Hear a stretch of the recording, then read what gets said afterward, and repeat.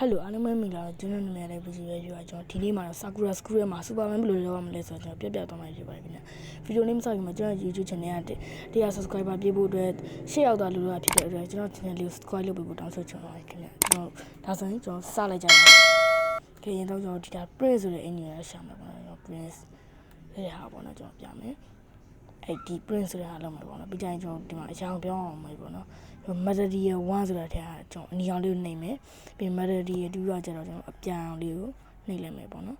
အဲ့ဒါဆိုကျွန်တော်ရပြီပြီး hairstyle နဲ့တော့ပြီး normal hairstyle နှိပ်ရမယ်1ဆိုတာလေးကိုနှိပ်လိုက်မယ်အဲ့ဒါဆိုရင်ကျွန်တော်ဆော့လိုက်ရပြီပေါ့နော်ကျွန်တော်စမယ် new game ဆော့မယ်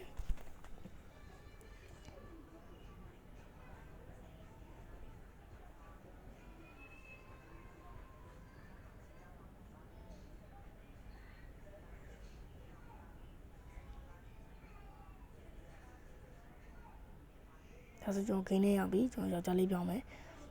ကြိုင်ပြောတော့ကျွန်တော်လိုပြန်လာရက်လုံးဝမမိုက်ဘူးပေါ့နော် Superman နဲ့မတူဘူးပေါ့နော်အဲဒါဆိုကျွန်တော်ဒီတော့ဝင်မယ်ပြီး Chara Edit Item Update ဆိုတဲ့ထဲကိုဝင်မယ်ပေါ့နော်အဲ့ဒါဝင်မယ်ပြီးကျရင် Post Mode ဆိုတာအောင်နေမယ်ပြီးရင် All တွေကနေအဲ့ Post All ဆိုတဲ့ထဲဟာကိုပေါ့နော်ကျွန်တော်54ရအောင်တော့အောင်ပေါ့နော်54ထိအောင်လုပ်မယ်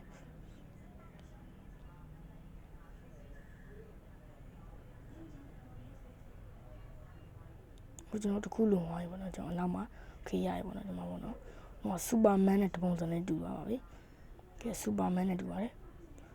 ဟိုပြန်နေတဲ့ပုံစံမိုက်တယ်ပေါ့နော်ကျွန်တော်ဟိုအပြန်တဲ့တောင်အားလေးကျွန်တော်အနီအောင်လေးနဲ့ကွာ Superman အကုန်လုံးဝင်တိုက်ကုန်ပြီဟာရော Superman မပြန်တက်ဘူးလားအာရော Superman ဟိုတိုင်းဒီတိုင်းလားမလုံးနဲ့လေးအောင်ပြန်ကိုတ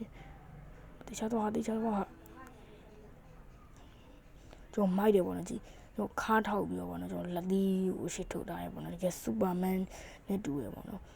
ကြကျွန်တော်ရှေ့ဆက်သွားမယ်တော်တော်လေးမိုက်တယ်ပေါ့နော်